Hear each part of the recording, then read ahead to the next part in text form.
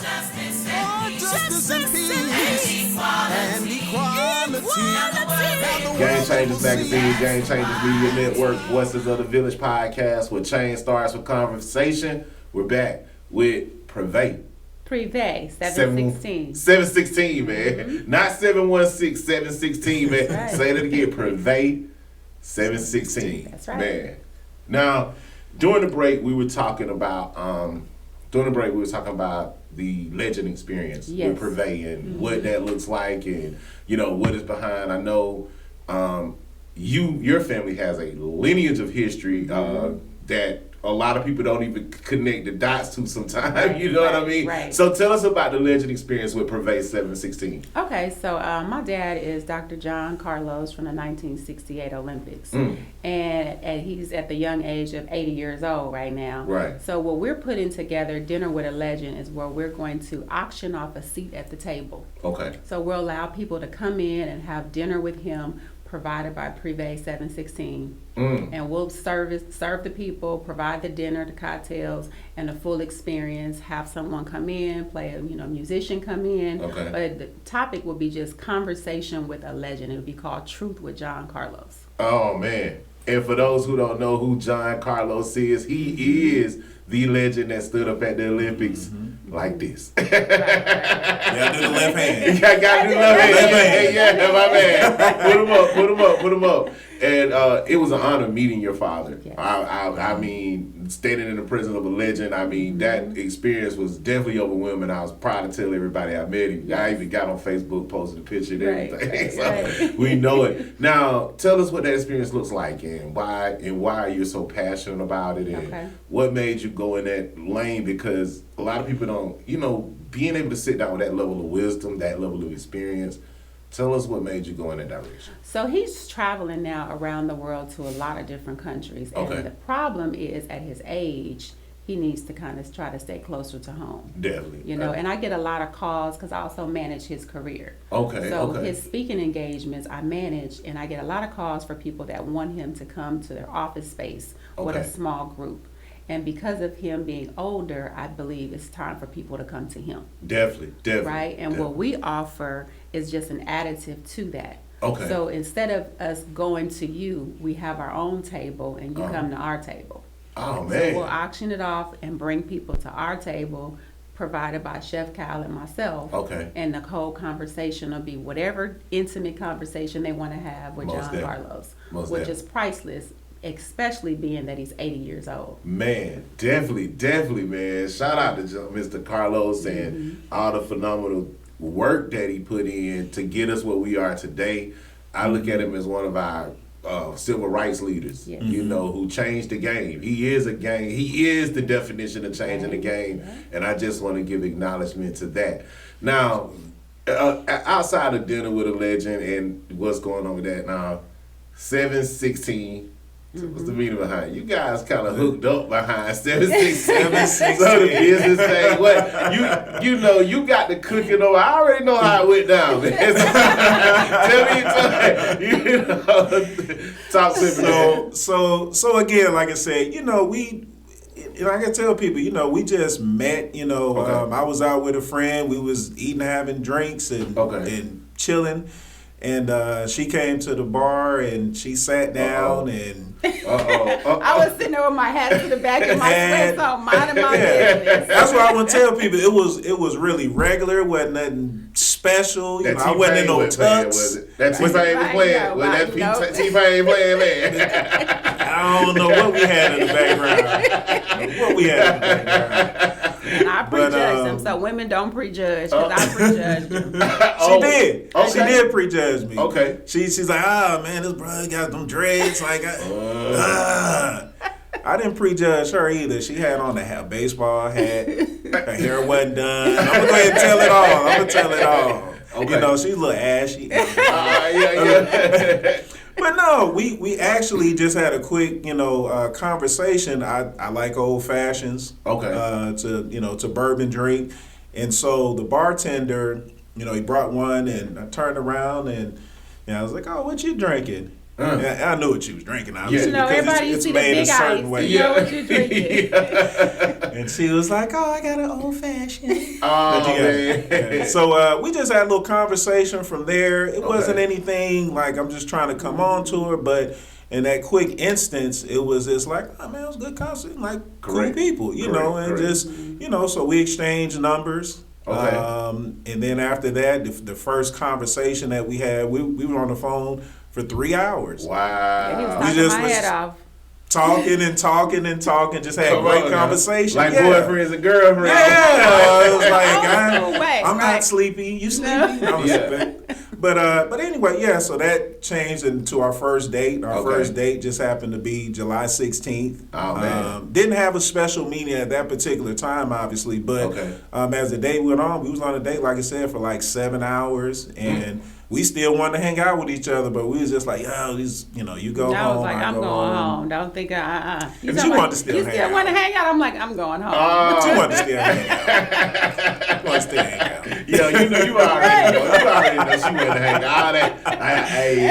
Right. I get it. Yeah. So that's where it blossomed, though. So we just, like I said, our first anniversary was, we just made it something special. And then I think from then on, it just kind of became our moniker. 716 was just, it just grew. Okay. So he's been light about it, though. He's been light about the first date. Our first date, July 16th, was in my backyard, actually. My kids had set up tents. Our anniversary. Right. Not the first date. No, I'm sorry, the anniversary. The anniversary. Our first anniversary. I didn't know what was going on. Okay. I knew we had been dating for a year, but I didn't know what was going on. Wow. He literally made an Italian meal with like 5 courses. Wow. Had a young man who was a high school student, was in high school student high school at the time, senior, who was a saxophonist. Oh, so man. he hired the saxophonist and the photographer to come to the backyard. I'm like, what is going on around here? Wow. So they had serving the appetizers, the cocktails, the food, the saxophonist playing, all in the backyard. Okay. On an evening, July. Right. Weather was right, food was right, drinks was right, the music was amazing, the young man was phenomenal. Shout out to Nasser. Okay. Phenomenal young man. And it was just an amazing first 1 year anniversary. Which was again 7/16. And it just went from there. Our wedding day is 7/16. Right. Wow, man, phenomenal. Man, so now I know you said that you didn't eat meat. Yes. You didn't eat meat. So come on, man. You look like a meat eater. I'm gonna tear a steak up. I'm gonna tear a steak up. So I tell you, I've never made more salmon in my life. Oh man. Salmon and lobster. Salmon, lobster, shrimp. Okay. So obviously she eats a lot of seafood. Right. Vegetables. Okay. So a lot of things I've cooked and kind of built around that as well. Wow. And so I've grown to really love salmon now. Right. And so we eat that probably 16 times a week. Probably. So. A little cod in there every now and then. Yeah. So but I'm a steak and potatoes kind of guy. Okay. Burger, so I still eat it. But I've kind of incorporated some of her diet into some of the things that I do as well. The main thing for 7/16 and my diet restrictions is when you go to restaurants, people cross-contaminate. And I always ask the question, do you cross-contaminate? Because if you touch my food with that spatula, I'm going to be sick. Correct. If you put my salmon on the grill with your steak, yes, I'm going to be sick. Wow. Yes. And it's happened before. I've seen it before. They say, we don't cross-contaminate. We use a different grease to fry your shrimp and the chicken, and I can taste it immediately, and I have an effect. So with us, everything is separate. Right. The spatulas, the spoons, the grill, everything is totally separate because of my dietary restrictions. So we make sure we do the same for our guests. Now, how important is it for a person who can't eat meat, making sure that you ensure that quality, because that's a value to you, and I'm pretty sure it's a value to some other people. Right. So how does that look for people? Like, do you cook it directly in front of them? Like, is that... So the food is cooked in the front of them. Yes, the food is, we have an open space, and if your home is an open space kitchen, so everything is prepped and brought to your house. Okay. But it's cooked directly in front of you, so you can literally watch and see the experience happen. Wow. Right. Wow.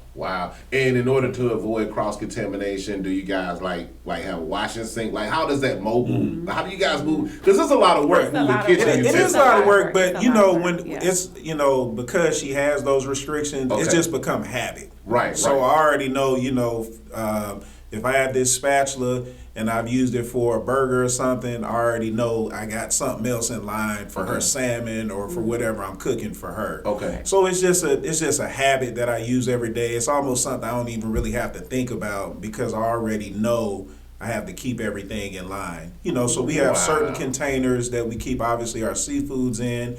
Certain, cutting boards that we use just strictly for meat. Wow. So it's all in line to make sure, again, that experience is catered to you. Most definitely, man. So now, I know you guys, passion yourselves on doing like anniversaries or reunions or small film. Like, but how does it look for the everyday? Like, are you guys like everyday cooks? Like, where you going somewhere every day, or is this like has to be like an ambiance of something special? Like, how does that look? No, we do small catering, and that was me kind of pulling his dreads to make him do the small catering. But, we'll do up to 50. Again, because he likes for people to enjoy his food, and when you start batch cooking in the masses, the quality of the food is dimming. Definitely, most definitely. So we keep it to 50. 25 is preferred, but we keep it to 50. And at that point, we just cook and deliver. Okay. Yeah, we're not. I'm not serving 50 people. I totally not happening. Man. I totally understand, man. And what can how can people book you guys? Like, where do they find you? So we are on social media. Our website is www.privee716. That is PRIVEE716.com. Oh, man. The Privee Experience, man. The Privee 716 experience. Right. Now, like Dylan, bringing it all the way back. What's the vision for Privee? We want to keep it small and intimate, or are we looking to grow into a restaurant? Are there options? Like, is it going to be down in Savannah, across Georgia? Like, man, because So we'll go wherever people want us to go. We're not stopping it where we'll travel to if it's right. You know what I mean? Of course, if we got to go to a campsite 3-4 hours away, then there would be overnight expenses. But we'll go where it calls for us to go. It is a lot of work because we do have a lot of supplies to bring. We bring in the pots and pans, the tables, the linen, chairs, everything. We bring in everything to you. But yeah, we'll go where we're wanted, where we're required to go. But I will say, if people want the experience, it's something that I think you should try. Everyone should at least try the experience at least once. Oh man, we definitely gonna try it, man. Because my mother's birthday is coming up January the 10th, and I'm getting ready to tell my sisters and everybody like what's going on. We definitely gotta try the experience, man, firsthand. I'm looking forward to it. What's on the menu? You're gonna have to ask. Okay, so she's gonna create that for we you. talk about the menu. You did ask about experiences. Okay. So what we're in the process of putting together is finding a luxury style home. Okay. And doing an experience there called Dinner with a Stranger. And what you'll do is you invite someone. Okay. You invite someone, and your friend may invite someone, or we may put it on Eventbrite and have total strangers come. Okay. But you all come to the table. It's a time where you can meet people, network, have conversations that you may not have had in other places. Okay. Just mix and mingle and sit down and break bread with new people. Man, I see a networking group coming out of that, man. Like, right. just, sure. Because private moments create so many strong relationships. So it's so many different ways you guys can go at that and make that happen, man. We're going to have to go to another commercial break, but I want to talk about, because we have a series in Game Changers Media Network called Understanding the Business of Marriage and Understanding the Business of Relationships. And we want to talk about being in business and being in a relationship, because a lot of times it ain't always peaches and cream, you know. Like we see the smiles, but we want to know what you guys go through and kind of like, you know, how you guys navigate keeping everything, you know, day to day. All right, got it. All right, Game Changers Magazine, Game Changers Media Network, Voices of the Village podcast, where change starts the conversation. You guys stay tuned. Justice and peace and equality. Now the world they will see. That's why.